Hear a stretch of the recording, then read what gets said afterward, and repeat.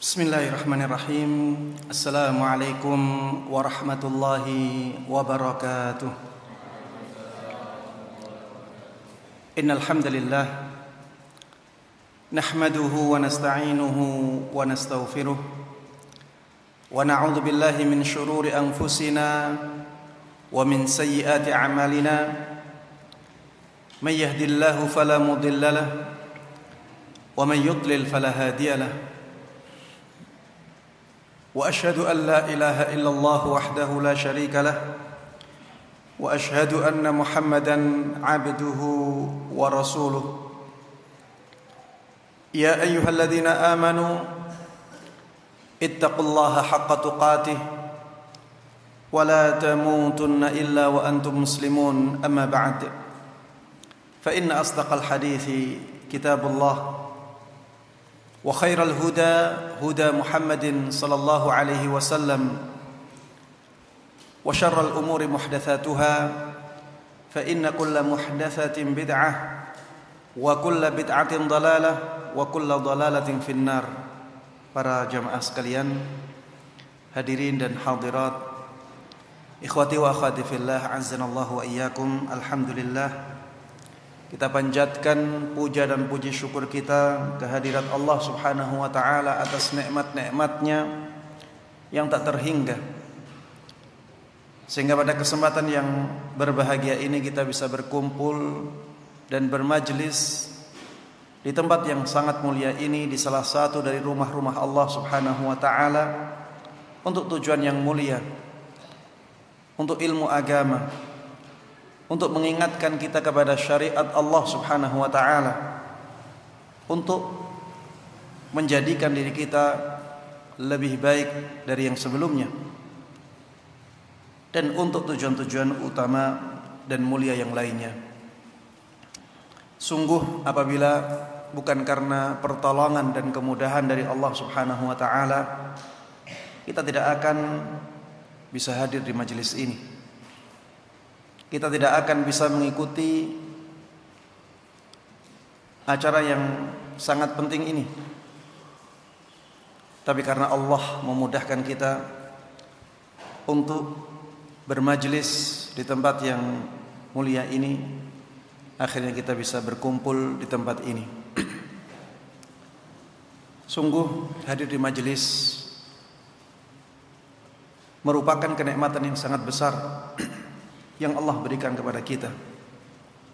Wa majtama'a qaumun fi baitin min buyutillah yatluna kitaballah wa yatadarasunahu bainahum illa nazalat 'alaihimus sakinah wa ghashiyatuhumur rahmah wa haffathumul malaikah wa dzakarahumullahu fi man 'indah. Tidaklah suatu kaum mereka berkumpul di salah satu dari rumah-rumah Allah, mempelajari kitabullah, membacanya, kecuali akan turun kepada mereka ketenangan. Mereka akan dinaungi rahmat kasih sayang dari Allah Subhanahu wa taala. Malaikat-malaikat akan menundukkan sayap-sayapnya kepada mereka, dan Allah akan bangga-banggakan mereka di hadapan para malaikatnya. Sungguh ini kemuliaan yang sangat besar, kemuliaan yang sangat istimewa yang didapatkan oleh mereka yang hadir di majlis ilmu di rumah Allah Subhanahu wa taala. Maka bersyukurlah kepada Allah Subhanahu wa taala ketika Allah Subhanahu wa taala memudahkan untuk kita semuanya sesuatu yang sangat istimewa ini. Tidak lupa salawat dan salam, keberkahan dan kenikmatan semoga selalu terlimpahkan dan tercurahkan kepada Nabi yang sangat kita cintai dan sangat kita junjung tinggi, Nabi Agung Muhammad sallallahu alaihi wasallam. Begitu pula kepada seluruh keluarga beliau, seluruh sahabat beliau, dan seluruh kaum muslimin yang mengikuti beliau dan para sahabatnya dengan baik hingga hari akhir nanti. Ikhwati wa akhwati fillah, para jamaah sekalian rahimana wa rahimakumullah. Di majelis ini kita akan angkat tema yang sangat penting bagi kita dan sangat sesuai dengan isu yang akhir-akhir ini ramai dibicarakan baik di media sosial, di media elektronik, dan juga di media-media yang lainnya. Tema kita adalah akhlak terhadap guru, antara ekstrim kanan dan ekstrim kiri. Kenapa ini sangat penting untuk kita bahas? Karena pembahasan ini berkaitan dengan masalah akhlak. Ini alasan yang pertama. Karena pembahasan ini berkaitan dengan apa? Akhlak. Dan akhlak itu sangat besar pengaruhnya terhadap diri kita. Akhlak yang baik, pengaruh baiknya sangat besar. Sebaliknya, akhlak yang buruk, pengaruh buruknya juga sangat besar. Coba kalau kita lihat hadis-hadis Nabi Muhammad SAW tentang keutamaan akhlak yang mulia, akhlak yang baik. Rasulullah SAW mengatakan, innama bu'ithtu liutammima salihal akhlak. Aku diutus hanyalah untuk menyempurnakan akhlak yang mulia.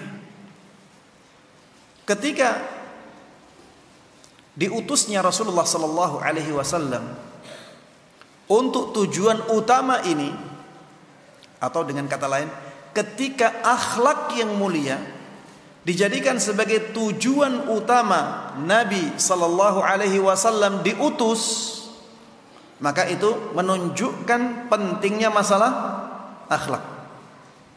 Ya, saya ulangi, ketika akhlak yang mulia itu menjadi tujuan utama Rasulullah SAW diutus, maka ini menunjukkan kedudukan akhlak yang sangat tinggi di dalam Islam. Dan ini menunjukkan bahwa akhlak itu pengaruhnya sangat besar untuk manusia. Coba lihat hadis yang lain. Rasulullah SAW mengatakan, akmalul mu'minina imanan ahsanuhum khuluqah. Kaum mukminin yang paling sempurna imannya adalah yang paling baik akhlaknya. Kaum mukminin yang paling sempurna imannya adalah yang paling baik apa? Akhlaknya. Ini menunjukkan bahwa akhlak itu sangat berpengaruh terhadap iman seseorang. Dan kita tahu bahwa iman itu amalan yang paling afdal secara mutlak. Dari semua sisi, iman itu menjadi amalan seseorang yang paling mulia, sebagaimana disebutkan oleh banyak sekali ulama. Ketika akhlak yang mulia itu sangat berpengaruh terhadap iman seseorang, maka ini menunjukkan pentingnya akhlak yang mulia. Coba kita lihat hadis lain.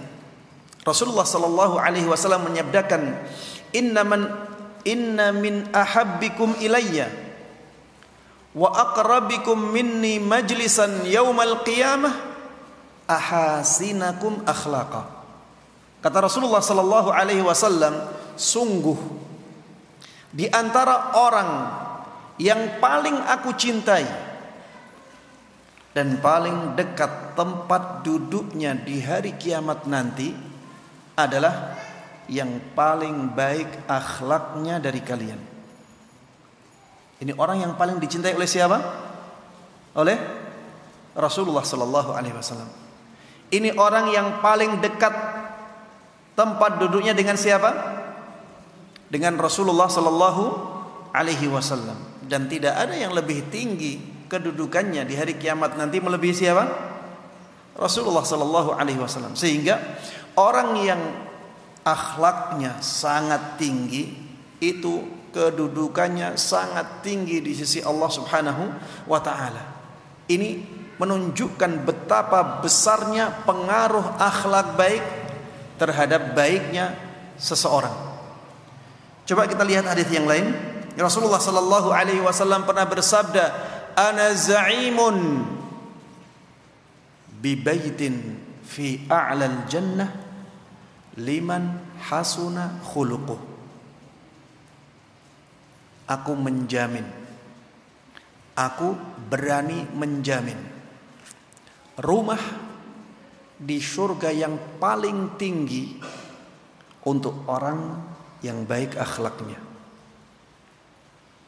Aku berani menjamin rumah di surga yang paling tinggi bagi orang yang baik akhlaknya. Ini menunjukkan ya, bahwa akhlak yang mulia, pengaruh baiknya itu sangat istimewa. Bisa mengantarkan seseorang ke surga yang paling tinggi. Surga yang paling tinggi itu apa? Surga Firdaus. Siapa yang tidak ingin sampai ke derajat itu? Kita membicarakan akhlak ini para jemaah sekalian rahiman wa rahimakumullah, bukan karena kita sudah baik akhlaknya, sudah sempurna akhlaknya, ya. Jadi kita di sini sama-sama belajar, sama-sama mengingatkan diri masing-masing. Kalau ada dari kita yang akhlaknya baik, maka pujilah Allah Subhanahu wa taala. Alhamdulillahi awalan wa akhiran. Alhamdulillahi hamdan katsiran tayyiban mubarakan fih. Kalau ada di antara kita yang akhlaknya kurang baik, maka berusahalah untuk memperbaiki diri. Ini tujuan kita mengadakan kajian ini. Coba lihat pengaruh buruk akhlak yang buruk. Tadi dikatakan bahwa akhlak yang buruk itu pengaruh buruknya sangat besar. Lihat hadis Nabi Muhammad sallallahu alaihi wasallam. Ini di Sahih Bukhari, di Sahih Muslim.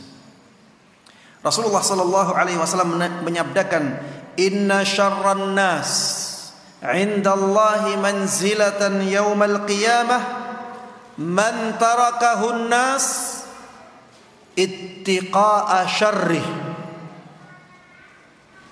Sesungguhnya di antara orang yang paling buruk kedudukannya di sisi Allah Subhanahu wa taala di hari kiamat nanti adalah orang yang ditinggalkan oleh manusia. Karena manusia takut keburukannya. Karena manusia khawatir nanti orang tersebut menzaliminya. Karena manusia khawatir orang tersebut menyakitinya. Hadis ini menunjukkan bahwa menjauhi orang yang buruk boleh. Menjaga jarak kepada orang yang kata-katanya nyelekit boleh. Untuk menjaga hati. Nyatanya Rasulullah SAW mengatakan demikian. Sesungguhnya di antara orang yang paling buruk kedudukannya di hari kiamat nanti adalah orang yang dijauhi oleh manusia. Karena manusia itu khawatir nanti dapat keburukan dari dia. Ini menunjukkan bahwa akhlak yang buruk itu pengaruh buruknya juga sangat luar biasa jeleknya. Sangat berbahaya sekali.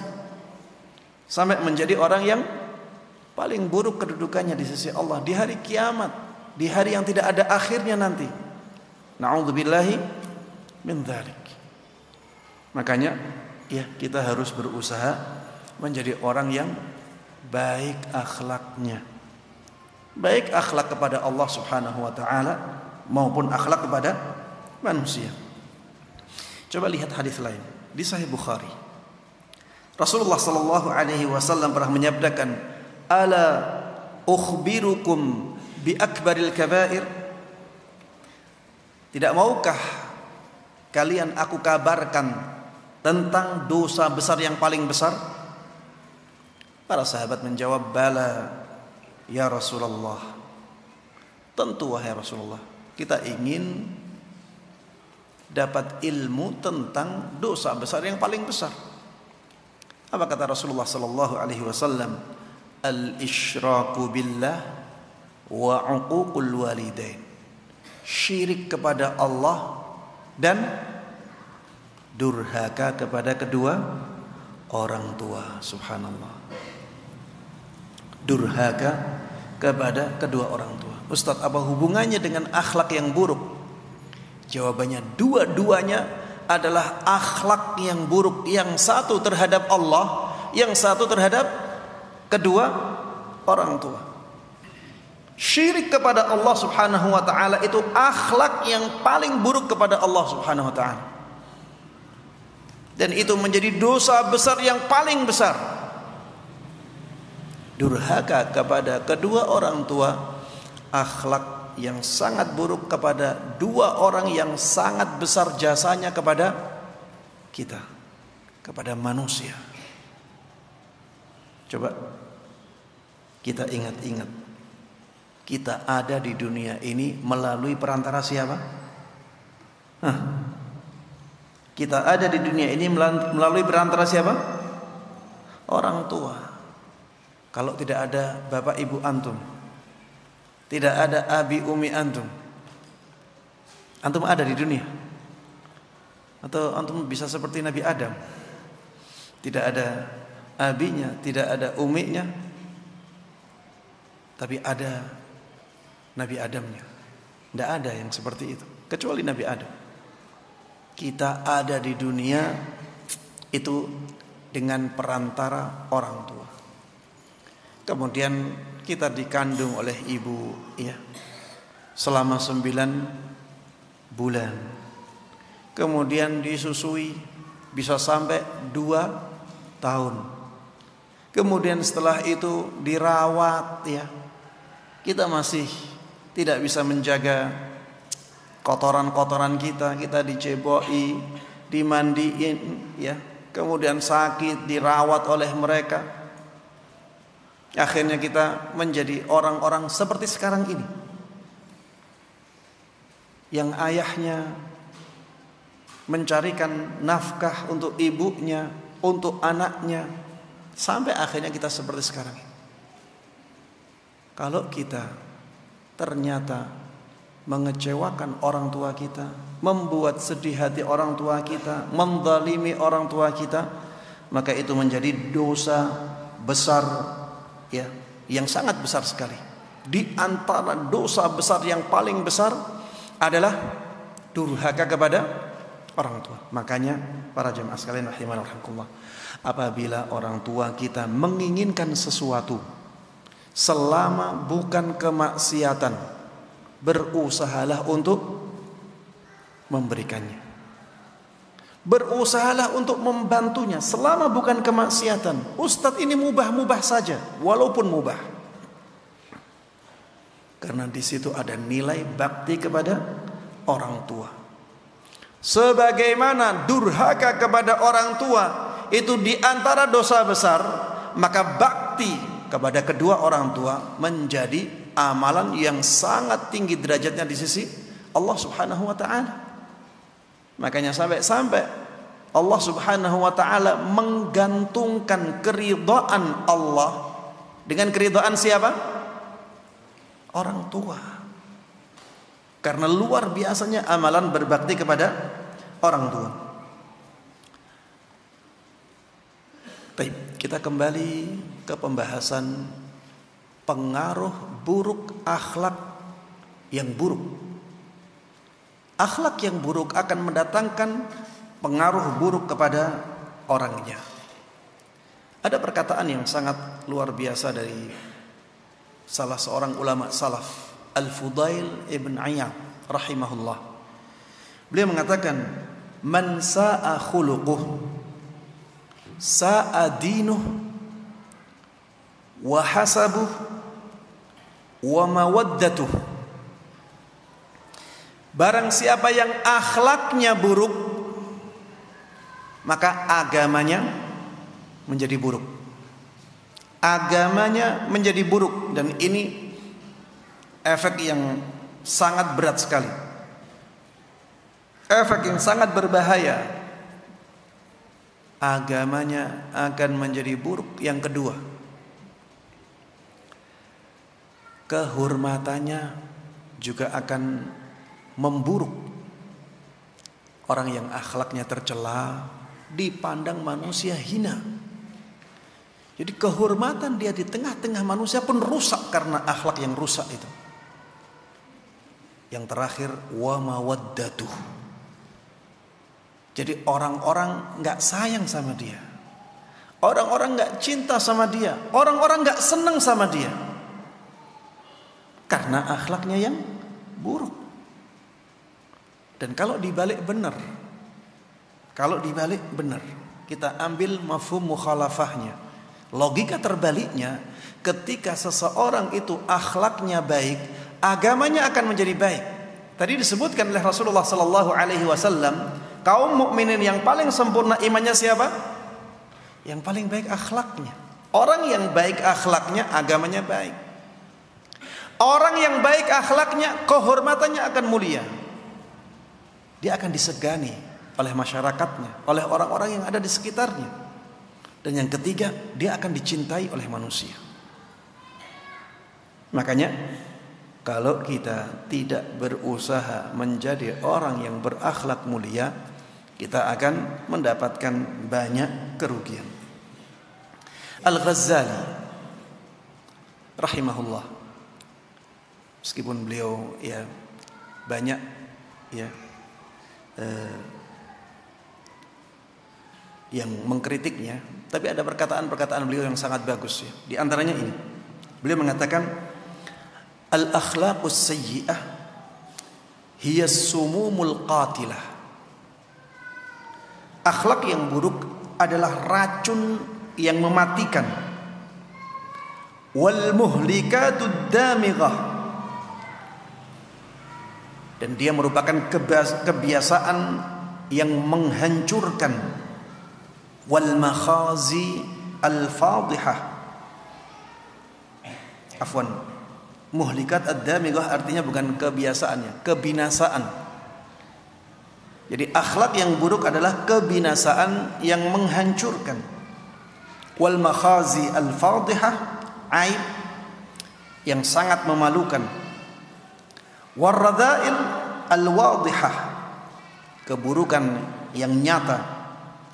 Wal khaba'ith al-mub'idah an jiwari rabbil alamin, dan kotoran jiwa yang menjauhkan seseorang dari kedekatannya kepada Rabb semesta alam.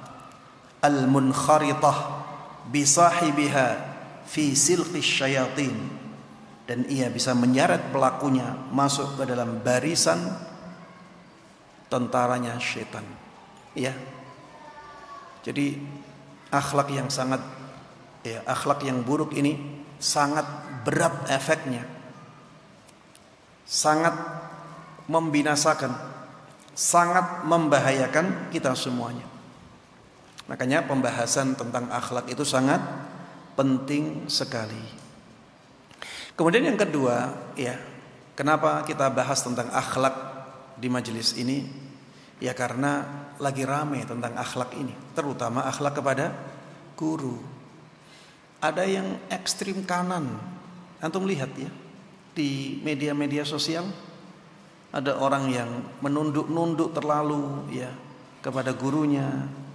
Ada yang sampai sujud kepada gurunya.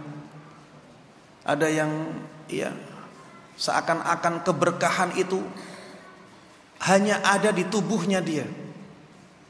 Diciumi ya, ada yang menciumi kakinya, ada yang menciumi tangannya.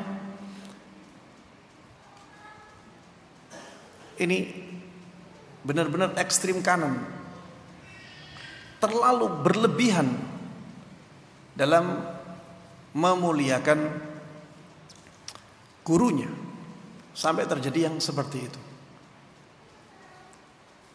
Makanya ada yang karena tidak sepakat dengan itu, akhirnya mengatakan ini dunia pendidikan tapi membentuk karakter feodal ya. Dan memang ya berlebihan pada apapun itu tidak baik. Antum menghormati ustadz baik, tapi berlebihan dalam menghormatinya ini menjadi tidak baik. Harus pertengahan. Di sisi lain di media sosial kita melihat ya, ada murid-murid yang ini biasanya bukan murid pondok ya. Walaupun mungkin di pondok terjadi, tapi minor. Murid-murid atau siswa-siswa di sekolah umum. Pernah ada murid sampai mendemo gurunya. Gurunya didemo. Sekolahnya didemo. Oleh siapa? Oleh muridnya. Oleh siswanya. Subhanallah. Dan sebab demonya pun karena kebaikan, ingkarul munkar. Ada yang merokok di sekolah, merokok, diingatkan. Ada yang mengatakan, oh kenapa harus dipukul? Ya kalau sudah terlalu, masa nggak boleh dipukul? Dan pukulannya pun bukan pukulan yang menyakiti, tidak menimbulkan bekas. Dan itu dibolehkan di dalam Islam. Rasulullah sallallahu alaihi wasallam dahulu menyabdakan, muru abna'akum bis salati wa hum abna'u 7 sinin wadribuhum 'alaiha wa hum abna'u 10. Perintahkanlah anak-anak kalian untuk menjalankan ibadah salat ketika umur mereka berapa? 7 tahun. Dan pukul mereka. Ini sabda Nabi, bukan dari anak. Rasulullah mengatakan pukul mereka ketika mereka membangkang dari perintah salat, padahal umurnya sudah 10 tahun. 10 tahun ini biasanya belum balik, tapi boleh dipukul. Yang penting pukulan tersebut bukan pukulan yang menyakitkan, bukan pukulan yang meninggalkan bekas. Ini pukulan yang merupakan bentuk peringatan, merupakan bentuk pendidikan, mengingatkan ya murid atau siswa bahwa dia salah dan kesalahannya sudah parah, makanya sampai dipukul. Ini dibolehkan di dalam Islam. Maka alasan itu ya karena memukul saat memberikan pengingat, akhirnya sekolah didemo, gurunya didemo. Ini alasan yang sangat lemah sekali. Kalau murid dan siswa dibiarkan buruk, maka apa fungsi sekolah? Apa fungsi pondok? Sudah nggak usah sekolah saja. Kepengen buruk sudah di luar saja, nggak usah sekolah. Ketika di sekolah diingatkan, itu kebaikan sekolah, itu kebaikan pondok, itu kebaikan lembaga pendidikan. Memang tujuannya untuk itu. Tujuannya untuk menjadikan anak-anak didik itu menjadi anak-anak yang baik. Ini ekstrim kiri ya. Ada yang karena tidak suka kepada gurunya, ban mobilnya digembosi. Ya, kendaraannya dirusak. Ada yang karena tidak suka kepada gurunya, ya, layar monitor dipukul. Padahal punya siapa? Punya masjid. Ini sesuatu yang sangat buruk sekali, dan harusnya yang seperti ini tidak ada. Kalau kita marah ya, maka jangan seperti itu. Marah, kita harus kendalikan diri kita.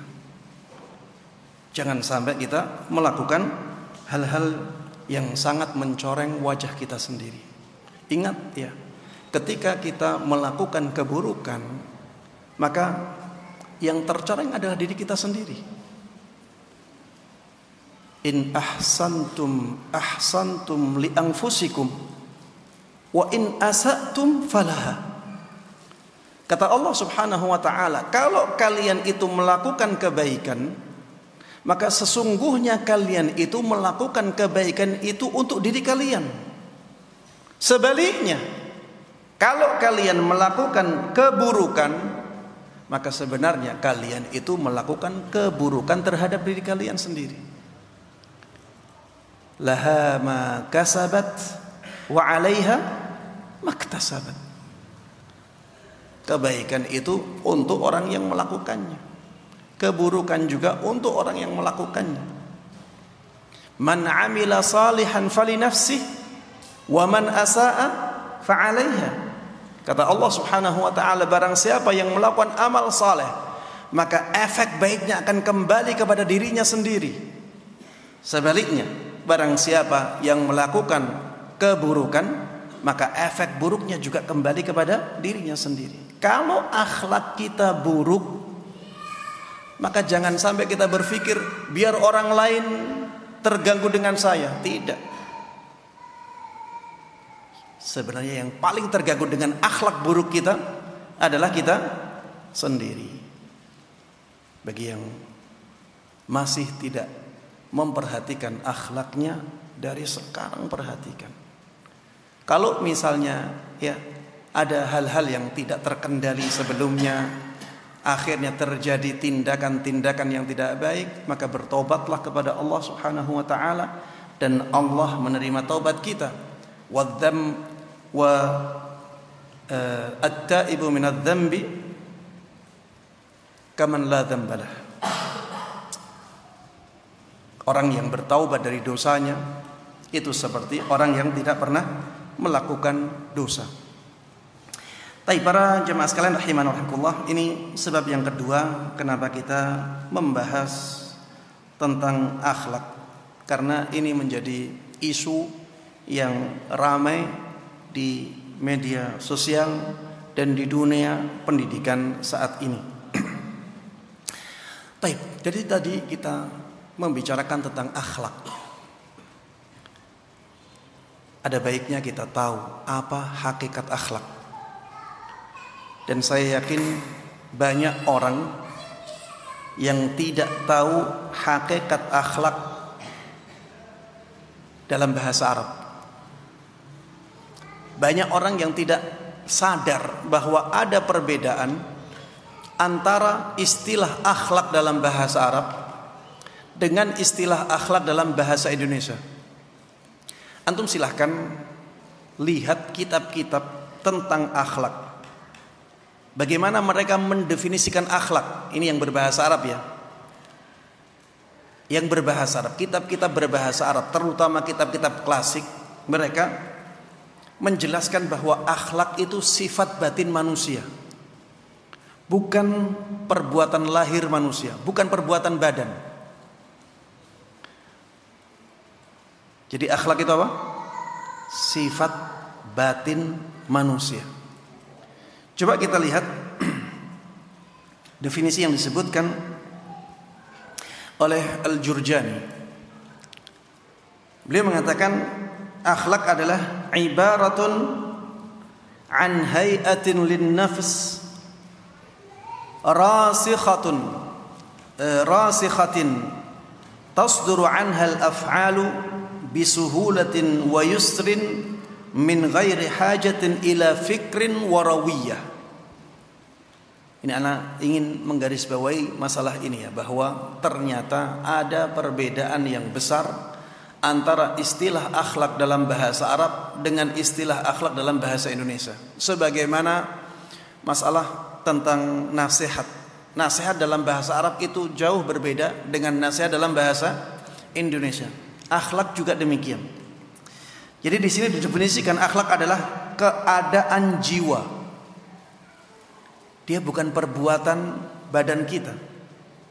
Keadaan jiwa yang tertanam kuat, yang darinya lahir perbuatan-perbuatan yang mudah dan ringan tanpa perlu dipikirkan atau direnungkan terlebih dahulu.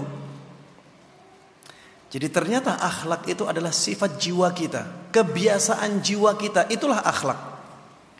Kebiasaan itu sudah tertanam dalam benak kita yang menjadikan kita melakukan sesuatu.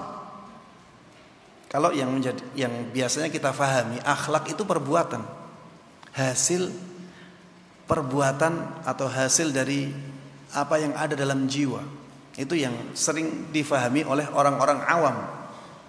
Tapi ternyata para ulama ketika mendefinisikan akhlak ini tidak seperti itu. Mereka mengatakan akhlak adalah keadaan jiwa yang tertanam kuat, yang darinya lahirlah perbuatan-perbuatan dengan mudah dan ringan, tanpa perlu dipikirkan terlebih dahulu atau direnungkan. Coba kita lihat juga definisi dari ulama lain. Al-khuluqu sifatun mustaqirratun fin nafsi fitriyah atau muktasabah dhatu atharin fis suluk mahmudatan atau madhmumah. Akhlak adalah sifat yang mengakar dalam jiwa. Coba lihat ini. Dia sifat jiwa, sifat batin manusia. Akhlak adalah sifat yang mengakar dalam jiwa, yang lahir dari fitrah atau hasil pembiasaan, yang darinya terpancar pengaruh nyata pada perilaku, baik dalam bentuk kebaikan maupun dalam bentuk keburukan.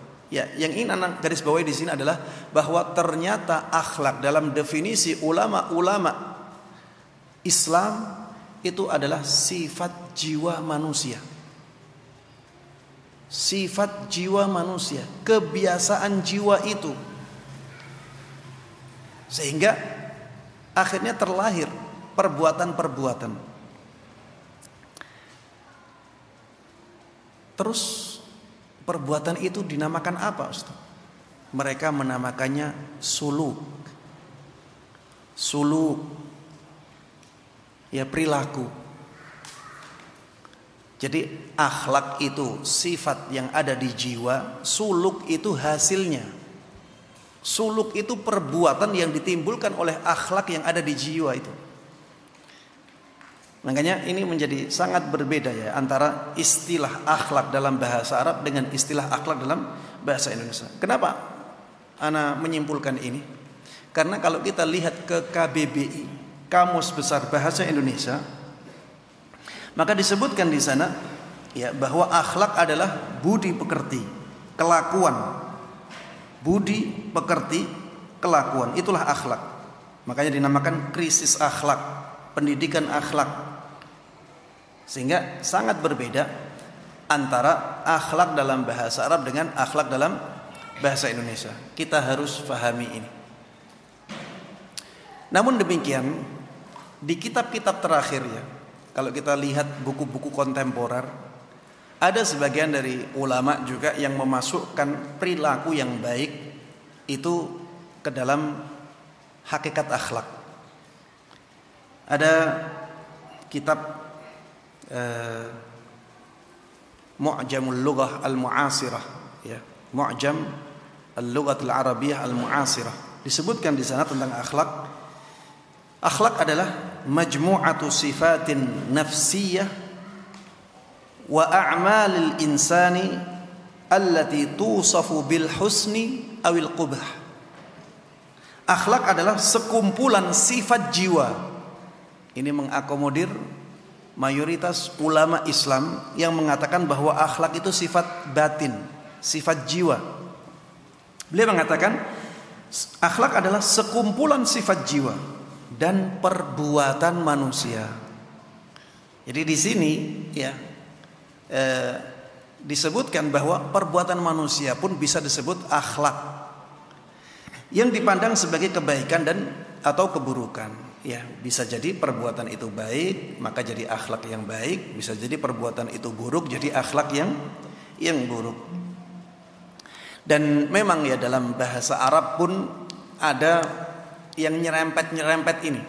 Seperti misalnya sabda Nabi kita Muhammad sallallahu alaihi wasallam, ittaqillaha haitsuma kunta wa atbi'is sayyi'atal hasanata tamhuha wa khaliqin nasa bi khuluqin hasan.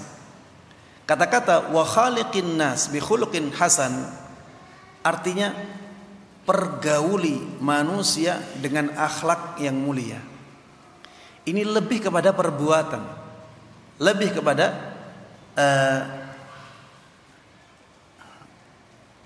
anggota atau gerak atau perilaku anggota badan. Makanya kalau kita kembali ke syarah para ulama tentang sabda Nabi kita Muhammad sallallahu alaihi wasallam, wa khaliqin nasa bi khuluqin hasan, pergauli manusia dengan akhlak yang mulia, kita akan mendapati di sana wajah yang berseri, ya, bantu orang-orang yang membutuhkan, kemudian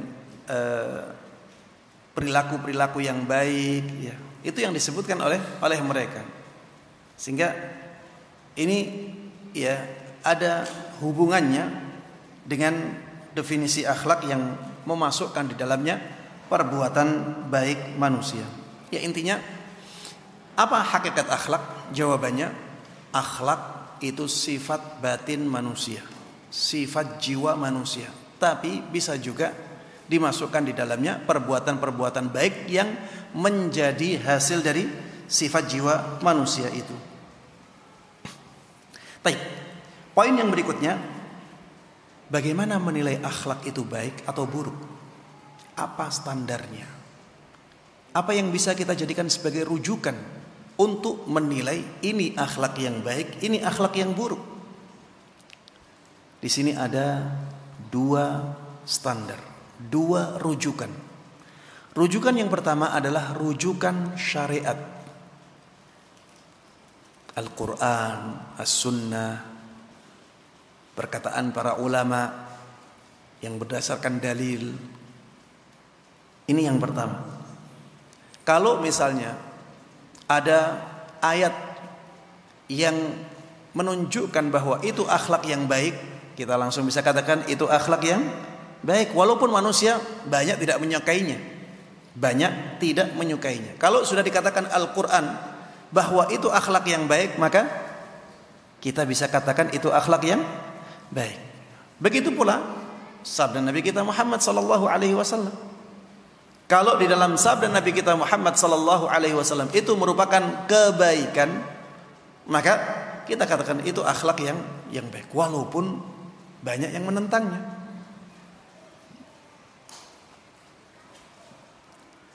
Begitu pula perkataan para ulama yang berdasarkan dalil. Ada perkataan para ulama yang berdasarkan dalil, ini kebaikan, ya, ini akhlak yang mulia, sudah kita jadikan itu sebagai standar akhlak yang mulia. Rujukan yang kedua adalah adat kebiasaan manusia, adat kebiasaan masyarakat. Dari pandangan masyarakat kita bisa menilai ini akhlak yang baik, ini akhlak yang buruk. Ini termasuk di antara penerapan kaidah al-adatu muhakkamah. Kebiasaan manusia bisa dijadikan sebagai standar hukum. Kalau ada perbuatan-perbuatan tertentu tidak ada dalam Al-Quran penjelasan tentang baik buruknya, tidak ada dalam hadis Nabi Muhammad SAW penjelasan tentang baik buruknya, tapi ada penjelasan dalam pandangan masyarakat umum bahwa ini baik, maka kita bisa katakan itu baik. Ada pandangan masyarakat umum bahwa itu buruk, kita bisa katakan itu buruk. Ini standar yang kedua, ini rujukan yang kedua.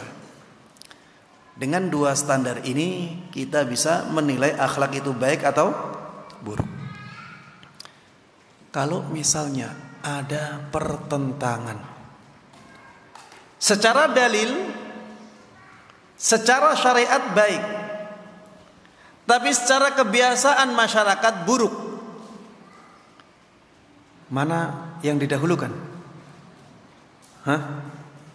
Mana yang didahulukan? Yang syariat. Yang didahulukan adalah syariat. Sebaliknya juga demikian. Kalau dalam pandangan adat kebiasaan masyarakat baik, ternyata dalam pandangan syariat buruk, maka yang didahulukan adalah syariatnya. Ustaz, contohnya apa? Contohnya misalnya menunduk, seperti rukuk kepada orang lain, sujud kepada orang lain, membantu orang tua dalam kemaksiatan. Ini seringkali dipandang oleh masyarakat sebagai kebaikan. Rukuk kepada orang lain itu penghormatan dalam pandangan sebagian masyarakat, dan ini banyak yang memandang seperti itu. Jadi kalau lewat di tengah-tengah majelis itu harus nunduk seperti rukuk jalan. Ini dalam pandangan banyak masyarakat baik tidak? Baik itu sopan santun, itu tata krama, itu akhlak yang tinggi. Tapi ternyata dalam syariat tidak dibolehkan. Disebutkan di dalam hadis, apakah kita menunduk kepada orang lain? Rasulullah SAW mengatakan tidak. Jadi tunduk sampai ke batasan minimal rukuk itu tidak dibolehkan oleh syariat. Ada orang yang karena menghormati orang lain dia sampai sujud. Ada. Dan masyarakat di situ menganggapnya baik-baik saja. Bahkan itu pengagungan yang bagus. Karena yang disujudi adalah orang yang menurut mereka sangat mulia. Jadi dalam adat kebiasaan masyarakat di situ baik, tapi secara syariat tidak baik. Mana yang didahulukan? Standar syariatnya. Kita tidak boleh sujud kecuali kepada Allah Subhanahu wa taala. Kita tidak boleh rukuk kecuali kepada Allah Subhanahu wa taala. Warka'u ma'ar raki'in. Rukuklah bersama orang-orang yang rukuk. Ini dalam ibadah, tidak boleh. Ya, begitu pula wakum minas sajidin. Jadilah engkau di antara orang-orang yang sujud. Ini hanya kepada Allah Subhanahu wa taala. Contoh lain, ya. Ini yang secara syariat bagus, tapi dalam pandangan masyarakat tidak bagus. Ini banyak terjadi di masyarakat kita. Jadi membagi waris ketika salah satu orang tua meninggal. Jadi misalnya ya, ada ibunya meninggal, ayahnya masih hidup. Dalam pandangan syariat, sebaiknya harta warisan itu segera dibagi. Begitu pula sebaliknya, ayahnya meninggal, ibunya masih hidup. Secara syariat, sebaiknya harta warisan itu segera dibagi. Tapi dalam pandangan umum masyarakat ini tidak baik. Benar tidak? Banyak yang mengatakan saru seperti itu. Wong baru kemarin meninggal kok sudah membicarakan tentang warisan-warisan. Ada yang sampai mengatakan kasihan ibunya. Mosok nanti rumahnya itu dibagi kepada ahli waris, nanti ibu di mana? Jadi alasan itu menjadikan kaum muslimin malah menunda apa yang sebenarnya dipandang baik oleh syariat, dan menunda pembagian waris ini berbahaya. Kenapa berbahaya? Karena akan banyak harta-harta yang diambil oleh orang-orang yang tidak berhak dengannya. Iya, harta ketika sudah ditinggal mati oleh orangnya, itu sudah ditentukan oleh Allah Subhanahu wa taala orang yang berhak dengannya. Jadi kalau misalnya yang ditinggalkan itu 100 juta, 100 juta ini sudah terbagi-bagi. Yang bagi siapa? Allah. Ada bagian untuk anak laki-laki, ada bagian untuk anak perempuan, ada bagian untuk ibu, atau ada bagian untuk ayah. Sudah ditentukan oleh Allah. Kalau misalnya dari 100 juta ini akhirnya dikeluarkan. Keluarkan untuk apa? Untuk kebutuhan ibu, misal. Untuk kebutuhan apa? Ibu. Maka harusnya itu dihitung Karena di situ ada bagian anaknya. Harusnya seperti itu. Harusnya dihitung dulu 100 juta ini punya ibu berapa, punya anak-anak berapa, yang anak laki-laki berapa, yang anak perempuan berapa, dihitung semua. Nanti setelah ketahuan ini berapa untuk siapa, baru nanti ada pembicaraan masalah saya rela bagian saya diambil oleh ibu, saya rela bagian saya diambil oleh saudari saya. Silahkan. Tapi sebelum itu, maka mengambil sesuatu yang bukan haknya itu harus atas kerelaan orang yang punya hak tersebut.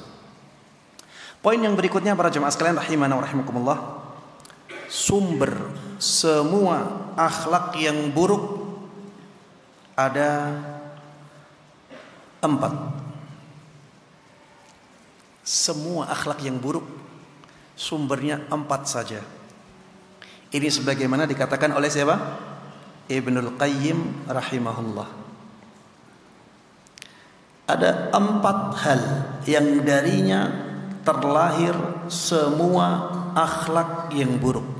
Yang pertama, al-jahlu. Ini yang mengatakan Ibnul Qayyim rahimahullah, kejahilan, kebodohan. Dari sini ada kesyirikan, akhlak yang paling buruk kepada Allah Subhanahu wa taala. Dari sini ada kebid'ahan. Ini juga akhlak yang sangat buruk kepada Allah dan juga kepada Rasulnya sallallahu alaihi wasallam. Di sini ada dosa-dosa besar, ya. Ada dosa-dosa besar yang dilakukan oleh orang karena kebodohan, ya. Dan yang lainnya. Kemudian yang kedua, al-zulmu, kezaliman.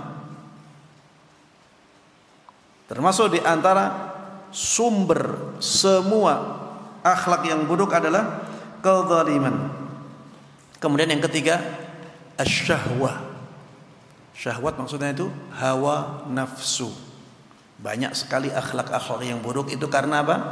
Ngikuti hawa nafsu, mengumbar hawa nafsunya. Ini kalau bahasa Al-Quran itu penuhanan kepada hawa nafsu. Afara'aita man ittakhadha ilahahu hawah fa'adallahu Allahu ala ilmin. Tidakkah engkau melihat orang yang menjadikan hawa nafsunya sebagai Tuhannya, sehingga hawa nafsu tersebut akhirnya menyesatkan dia, padahal dia tahu. Jadi ada ilmunya tapi kalah dengan syahwatnya. Akhirnya dia melakukan keburukan. Untuk melihat ya, orang-orang yang di atas, yang punya kesempatan banyak korupsi, coba tanya mereka, korupsi itu boleh nggak sih? Coba tanya, boleh nggak korupsi itu? Mereka akan mengatakan tidak boleh. Itu zalim, itu tindakan pengkhianatan. Tapi ternyata apa? Mereka lakukan. Dan ini tidak hanya orang-orang yang di atas. Hanya saja orang yang di atas itu korupsinya bisa banyak ya. Sedangkan yang di bawah juga banyak yang korupsi. Tapi korupsinya kecil-kecil karena kesempatannya dapatnya kecil. Sebenarnya kalau ditanya korupsi boleh enggak sih? Mereka akan katakan tidak boleh. Tapi hawa nafsu, kalah dengan hawa nafsu. Memang berat ya, memang berat. Semakin ke atas godaannya semakin berat. Yang di atas itu kalau nggak korupsi bisa hilang jabatannya. Benar tidak? Saking buruknya lingkungan, sampai ada lingkungan yang kalau dia tidak mau menerima uang tersebut, uang suap, maka dia akan disingkirkan karena dianggap membahayakan teman-temannya. Sampai seperti itu, godaannya berat.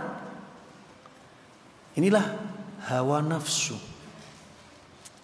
Ada yang karena ketidaktahuan, dianggapnya itu bukan korupsi, bukan suap, karena samar-samar, akhirnya dia terjatuh di dalamnya. Kemudian yang keempat, al-ghadab, marah. Iya, karena marah akhirnya melakukan kezaliman. Karena emosi akhirnya keluar kata-kata yang tidak baik. Ya, ini harus kita sikapi dengan baik ya. Yang pertama, kalau kita terlanjur marah dan melakukan hal-hal yang tidak baik, ya, akhlak kita menjadi buruk ketika itu, taubatlah kepada Allah Subhanahu wa taala. Dari sisi pelakunya, maka kembali kepada Allah, taubat, banyak meminta ampun, banyak meminta maaf kepada orang yang dizalimi. Dari sisi orang yang dizalimi, karena kemarahan tersebut, maklumi, dia manusia. Kalau sudah tersulut marahnya, akhirnya keluar kata-kata yang tidak baik, maklumi, itu bukan keadaan normal. Jangan dianggap kata-kata yang keluar itu sesuai dengan hakikat yang terjadi di lapangan. Bisa jadi karena marahnya akhirnya bahasanya itu bahasa yang hiperbol, ya, bahasa yang berlebih-lebihan karena kemarahannya.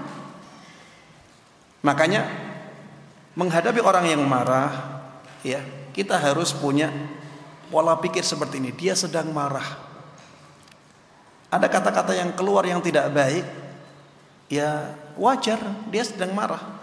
Pikirannya tidak bisa lisannya, pikirannya tidak bisa mengendalikan lisannya, karena memang sedang marah-marahnya. Apalagi masih muda, apalagi masih remaja, ya, masih remaja. Maka yang penting pelakunya, ya, misalnya merusak sesuatu, pelakunya bertaubat kepada Allah Subhanahu wa taala, ya, menyesali perbuatannya, bertanggung jawab atas perbuatan itu. Kemudian dari sisi orang yang dizalimi, ya, maka maklumi, dia masih muda, dia terbawa emosinya, ya. Ketika kita memakluminya, ya, maka yang terjadi adalah reda kondisinya, menjadi dingin kembali. Dan nanti setiap pihak, baik yang menzalimi karena marah ataupun yang dizalimi, akan menjadi baik semuanya. Ya, jangan sampai karena ada perbuatan yang tidak baik karena marahnya seseorang, kemudian kita cap orang itu dengan perbuatan itu. Jadi kita jadikan perbuatannya ketika marah itu sebagai standarnya dia. Ya, ini tidak adil, ya. Karena orang bisa marah. Dan ketika marah, bisa jadi dia tidak bisa mengendalikan dirinya. Maka jangan kita jadikan itu sebagai standar. Itu pengecualian.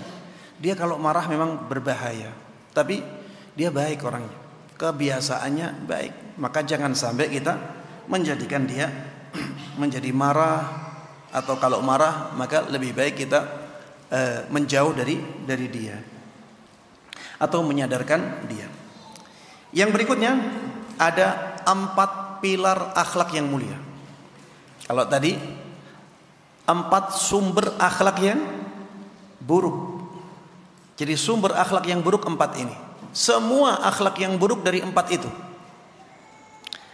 Yang berikutnya ini 4 pilar akhlak yang mulia. Kalau antum ingin mendapatkan akhlak yang mulia, 4 pilar ini antum pegang. Ini disebutkan oleh Syekh Abdul Razak hafizahullah taala dalam kitab yang dikaji di masjid ini, ya. Ada kajian apa di sini? Malam Jumat tentang ahaditsul akhlak, ya. Ini kajian rutin, kalau bisa dihadiri, ya. Penjelasan tentang akhlak ini sangat penting. Ahaditsul akhlak itu kitab yang di situ dijelaskan hadis-hadis Nabi Muhammad sallallahu alaihi wasallam tentang akhlak yang mulia, yang sangat kita butuhkan. Di situ panjang lebar, ya, disebutkan oleh Syekh Abdul Razak hafizahullah. Kitabnya sampai ratusan halaman itu. Hadisnya juga sampai ratusan tentang akhlak. Sangat penting. Itu perincian-perincian. Kalau tablik seperti ini, ya, tablik akbar ini hanya globalnya saja, hanya kulitnya. Untuk membahas secara terperinci di kajian-kajian rutin, ya. Makanya hadiri, ya, kajian-kajian rutin. Ingat, ya, bahwa panitia yang menyiapkan kajian tersebut sudah banyak berkorban. Korban waktu, korban tenaga, ya, korban pikiran. Maka kita yang sudah disiapkan ya acaranya seperti itu, kita harusnya semangat untuk menghadiri majelis tersebut. Ya, Syekh Abdul Razak hafizahullah taala di dalam kitabnya Ahadithul Akhlaq menyebutkan ada 4 pilar akhlak yang mulia. Yang pertama adalah siyanatul lisan, menjaga lisan. Jadi lisan ini dia daging yang tak bertulang, nggak ada tulangnya. Dia dalam 1 menit bisa melakukan banyak sekali perbuatan. Dia lincah lisan itu. Maka kalau kita tidak bisa mengendalikan lisan kita, maka ini akan sangat buruk efeknya, akan sangat membahayakan kita, dan akan sangat mencerminkan buruknya kita. Kalau kita ingin menjadi orang yang akhlaknya mulia, ini PR yang sangat besar bagi kita. Lisan. Jadi kendalikan lisan kita, jangan sampai keluar kecuali kata-kata yang baik. Itu usaha. Memang akan terjadi, ya, luput lisannya, akan terjadi itu. Tapi yang penting adalah usaha kita. Man kana yu'minu billahi wal yaumil akhir falyaqul khairan aw liyasmut. Barang siapa yang mengaku beriman kepada Allah dan hari akhir, maka katakan yang baik atau diam. Kalau nggak bisa berkata-kata baik, diam. Ya. Makanya ketika ada orang memberikan kesempatan kepada kita untuk diam, tidak ngajak bicara dia, maka bersyukurlah. Ya, kadang-kadang kita pas sedang marah, ya, ada orang lain dia menjauh dari kita, dia nggak jawab, dia menjauh, dia tidak ingin mendengar kata-kata dari kita. Bersyukurlah itu, karena itu artinya dia memberikan kesempatan kepada kita untuk diam. Ya, kita sedang marah, dia memberikan kesempatan kepada kita untuk diam, baik, itu kebaikan dari dia. Maka jangan sampai malah kita memarahinya. Kemudian yang berikutnya, al-bu'du 'anil fuduli wa ma la ya'ni. Menjauhi hal-hal yang tidak perlu dan bukan urusannya. Yang bukan urusan kita jangan kita urusi. Yang tidak perlu-perlu jangan kita urusi. Kita itu kalau mengurusi yang urusan kita saja sudah mumet. Waktu kita banyak tersita di sana. Kalau ngurusi yang penting-penting saja, ini juga sudah sangat berat. Maka yang tidak perlu, tidak penting, bukan urusan kita, jangan sampai kita urusi. Ya, urusan orang lain kalau tidak mengaitkan kita, ya sudah, biar diurus oleh orang lain. Jangan masuk-masuk ke sana. Orang sekarang itu banyak yang punya penyakit apa? Kepo, ya. Ini penyakit yang tidak baik, ya. Min husni islami al-mar'i tarkuhu ma la ya'ni. Termasuk di antara tanda baiknya Islam seseorang itu ketika dia meninggalkan yang bukan urusan dia. Yang bukan urusan dia tinggal. Bukan urusan kita, tinggalkan. Tidak usah. Masih banyak urusan-urusan kita yang penting, yang membutuhkan perhatian-perhatian kita. Hal-hal yang tidak perlu sudah tidak usah masuk ke sana. Kemudian yang ketiga, adamul insiyaq ma'an fi'alatin nafs khassatan al-ghadab. Ini kata Syekh Abdul Razak, ya. Kalau kita bahasakan dengan sederhana, jangan terbawa emosi. Jangan terbawa emosi, terutama kemarahan. Kalau kemarahan kita sedang memuncak, maka jangan turuti. Ingatlah bahwa menuruti marah itu berbahaya. Ya, menuruti marah itu berbahaya. Ketika antum marah, akhirnya piring-piring melayang, ya, ada layar yang pecah, itu antum marahnya berapa menit? Marahnya mungkin cuma 2 detik, 3 detik. Tapi setelah itu, berapa uang yang melayang? Berapa yang dirugikan?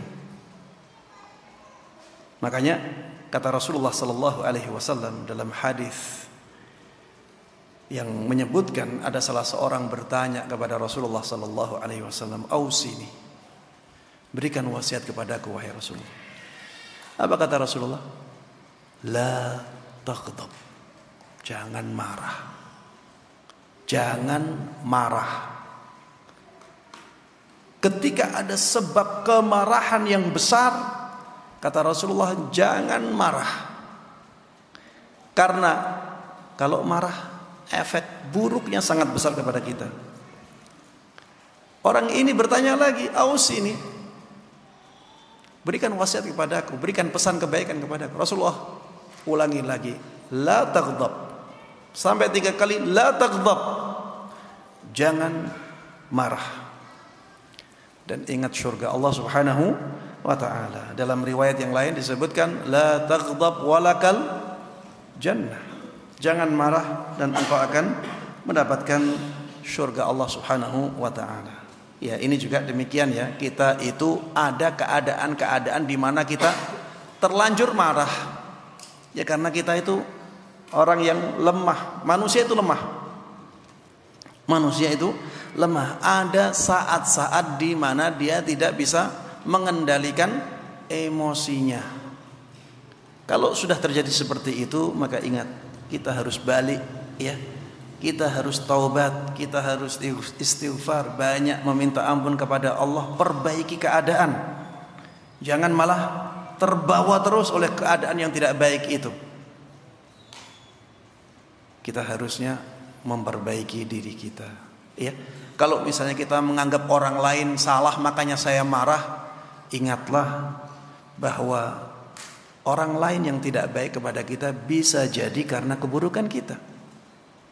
Bisa jadi karena keburukan kita, akhirnya orang tersebut melakukan keburukan yang menjadikan kita marah. Bisa jadi. Bisa jadi karena dosa-dosa kita. Dosa-dosa kita kepada Allah banyak, akhirnya Allah memberikan ujian kepada kita, akhirnya kita marah. Bisa jadi. Makanya ya, kita harus benar-benar bisa mengendalikan emosi kita, ya.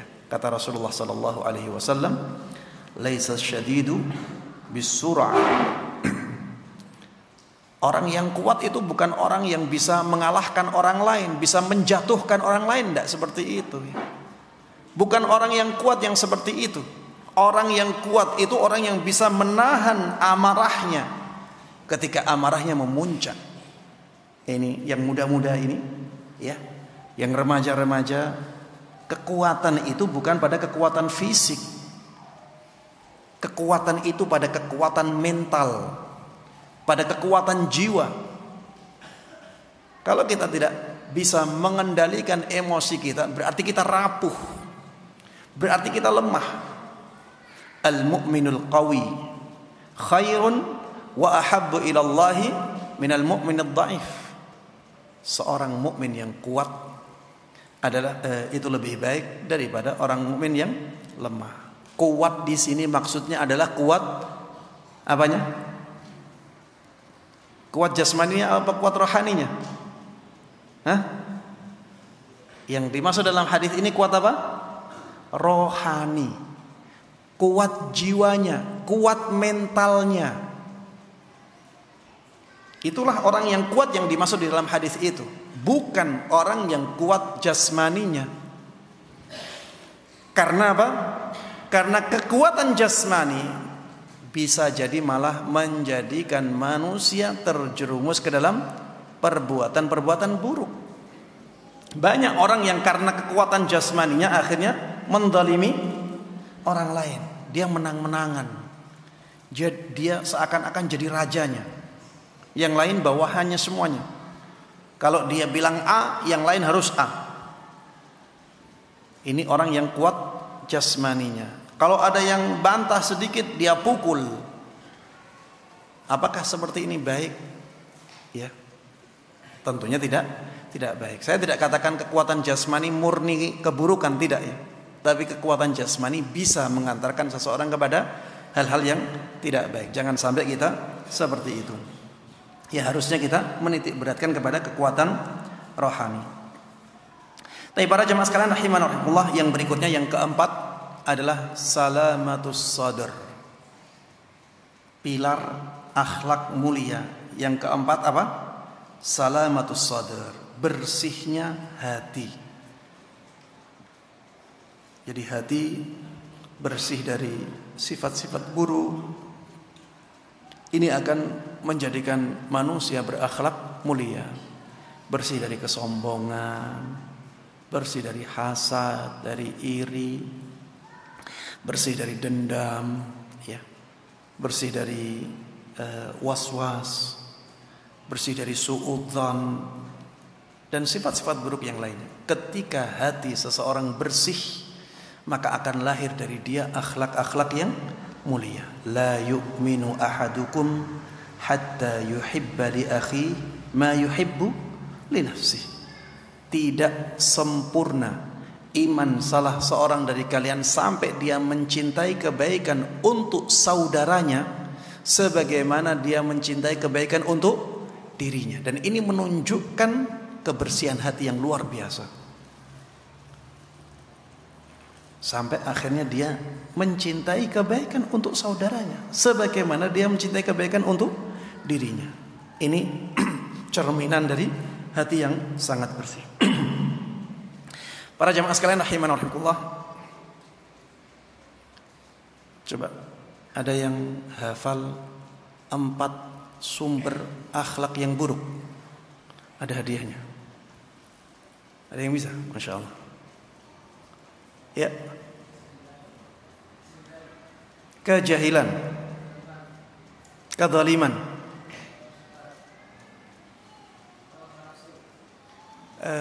menahan hawa nafsu, menahan apa? Emosi. Ya, hawa nafsu, emosi. Terus yang keempat, marah. Iya. Masya Allah, barakallahu fiik. Silakan diambil.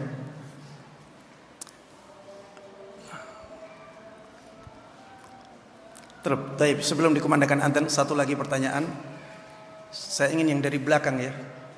Ya, barakallahu fiik. 4 pilar akhlak yang mulia. Masya Allah.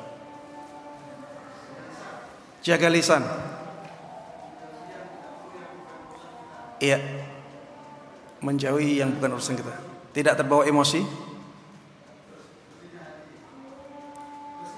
Bersih hati. Masya Allah, barakallahu fikum. Fadal.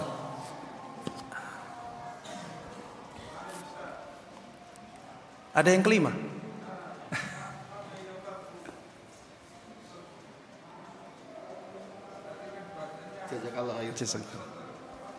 Salamatus sadr. Iya, sama. Salamatus sadr, ya, bersihnya dada, maksudnya adalah bersihnya hati, ya. Jadi hati itu di dada kita. Ya, hati di sini adalah jantung dan jantung itu ada di dada kita. Jadi salamatus sadr dengan salamatul qalb itu maksudnya sama, ya. Tapi karena sudah masuk waktu zuhur, ya, dikumandangkan adzan dahulu. Mohon maaf ya, ini karena kita membutuhkan waktu yang lebih banyak. Jadi nanti mungkin kita salat zuhurnya di jam 12 ya. Tapi sekarang kita dengarkan adzan dahulu.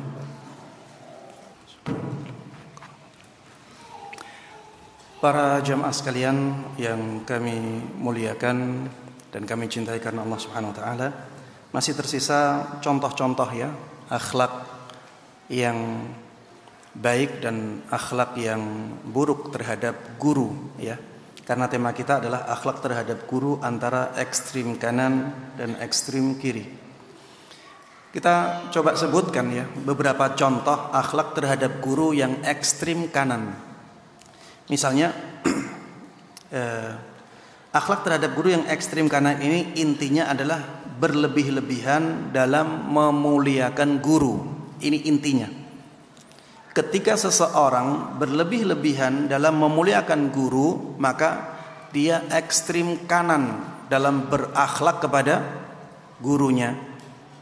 Dia ekstrim kanan dalam berakhlak baik kepada gurunya. Yang pertama, contohnya seperti meyakini bahwa jasad guru bisa mendatangkan keberkahan.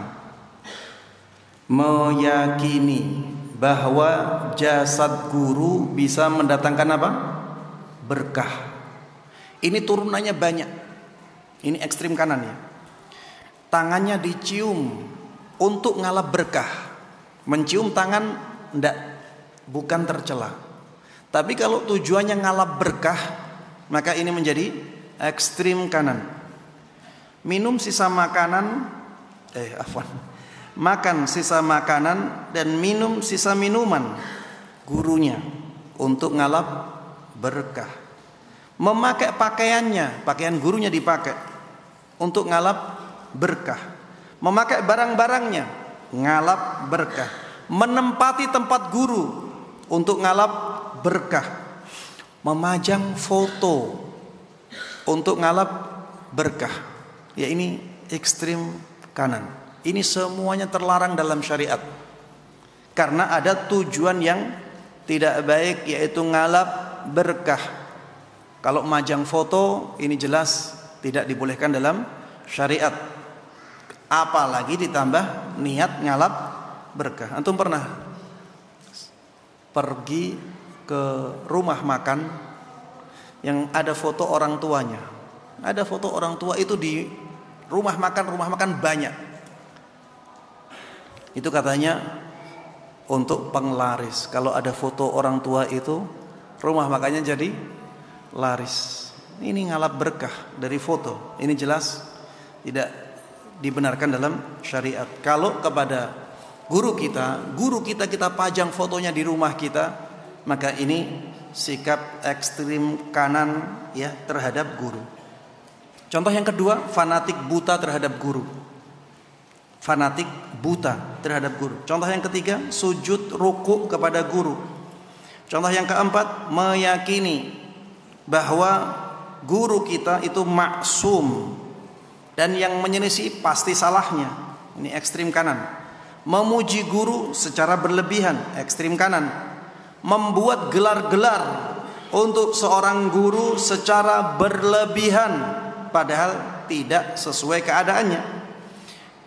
Contoh lagi, membela perbuatan guru walaupun salahnya nyata dibela-bela. Ini ekstrim kanan. Contoh lagi, menganggap guru tahu semuanya. Ini guru saya, dia tahu semuanya, yang gaib pun dia tahu. Ini ekstrim kanan. Membolehkan seorang guru memperlakukan dirinya tanpa batasan syariat. Ini yang banyak tersebar di media-media sosial. Ada ya santriwati ya menyerahkan dirinya kepada gurunya, dicium ya, baik dicium mulutnya, ya dikecup mulutnya, dicium pipinya, diambil tangannya untuk salaman dan seterusnya, padahal bukan mahramnya. Maka ini sesuatu yang benar-benar ekstrim kalap. Ya, menganggap gurunya sebagai wali sehingga punya keistimewaan tidak terikat dengan syariat. Ini juga ekstrim kanan. Yang ekstrim kiri ini sangat banyak dan sangat jelas. Intinya merendahkan guru atau menzaliminya. Memperlakukan guru secara tidak sopan, membantah guru secara tidak sopan, membentak guru, menzalimi guru dengan perlakuan-perlakuan, misalnya memukulnya atau merusak barangnya, melaporkan guru ke polisi karena perbuatan guru dalam mendidik dia.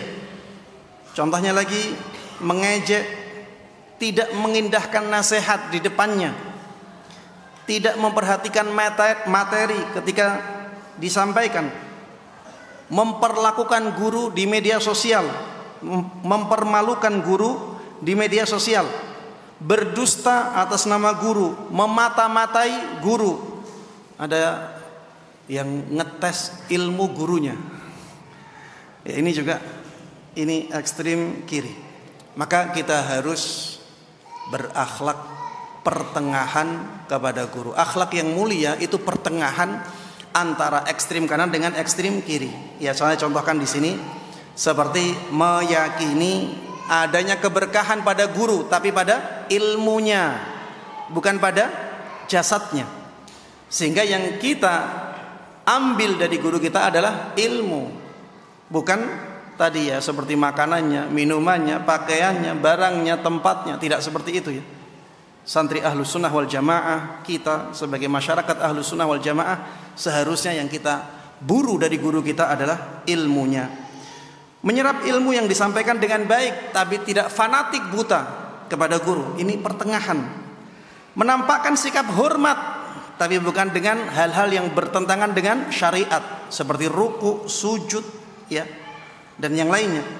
Tetap menjaga sopan santun meski tidak sepakat dengan pendapat gurunya, atau bahkan ketika membantah gurunya. Gurunya dibantah, tapi dengan tetap menjaga sopan santun, adab yang baik, mendoakan kebaikan guru, ya, memberikan pujian dengan jujur sesuai dengan keadaan guru tersebut, memberikan uzur atau alasan yang kuat ketika guru melakukan kesalahan dalam pandangan dia. Ini akhlak yang mulia terhadap guru. Memperhatikan kebutuhan guru, ya, ada guru-guru kita yang kekurangan misalnya, kita perhatikan kebutuhannya, kita bantu, ya. Ini ana lihat ya, di zaman kita ini orang-orang itu ini baik ya, tapi menurut anak kurang baik. Ada yang lebih baik dari itu. Yang diperhatikan itu ustadz-ustadz yang terkenal. Ustadz terkenal padahal ustadz terkenal sudah tercukupi, tapi dikasih sama dia. Dia nggak mau ngasih ustadz-ustadz yang nggak terkenal, yang biasanya mereka malah yang kekurangan. Harusnya itu dibalik ya. Harusnya dibalik. Ustadz-ustadz yang tidak terkenal itulah yang harusnya banyak diberikan bantuan, dan itu mencerminkan keikhlasan. Kalau yang dibantu ustadz-ustadz yang terkenal ini, bisa jadi ada niat-niat yang kurang baik. Ini mungkin agar kita lebih baik lagi, ya, coba perhatikan ustadz-ustadz yang tidak terkenal, yang biasanya mereka lebih membutuhkan bantuan. Kemudian yang berikutnya, ya, ketika gurunya itu dari lawan jenis, ya, kita tetap menghormati, tapi dengan batasan-batasan syariat, ya. Kemudian yang terakhir, ketika gurunya sudah meninggal, maka jangan sampai kita melupakan kebaikan dan ilmunya, tapi juga jangan sampai kita mengkultuskan makamnya. Jangan sampai kita juga mengkultuskan kuburannya. Akhirnya dijadikan tempat-tempat melakukan kebid'ahan dan kesyirikan kepada Allah Subhanahu wa taala. Kita tetap menziarahi guru kita, tapi kita berziarah kepada guru kita dengan aturan-aturan syariat. Ya, demikian yang bisa saya sampaikan dalam kesempatan kali ini. Mudah-mudahan bermanfaat dan Allah berkahi. Mudah-mudahan kita benar-benar bisa menangkap, ya, bahwa akhlak itu sangat penting, ya. Kemudian yang kedua, di sana ada akhlak yang baik, ada akhlak yang buruk, ada pilar-pilar akhlak yang baik, ada sumber-sumber akhlak yang buruk. Kemudian standar akhlak baik dan buruk adalah Al-Quran, Sunnah, yaitu syariat, dan adat istiadat masyarakat. Kemudian yang berikutnya yang harus kita ketahui, di sana ada ekstrim kanan dalam berakhlak kepada guru, di sana ada ekstrim kiri dalam berakhlak kepada guru, di sana juga ada orang-orang yang pertengahan, dan itulah akhlak yang mulia, yang hakiki kepada guru kita. Mudah-mudahan Allah Subhanahu wa taala terus menjaga kita di atas kebaikan. Mudah-mudahan Allah Subhanahu wa taala terus menjaga kita di atas sunnah Nabi sallallahu alaihi wasallam hingga ajal menjemput kita semuanya. Amin amin ya rabbal alamin.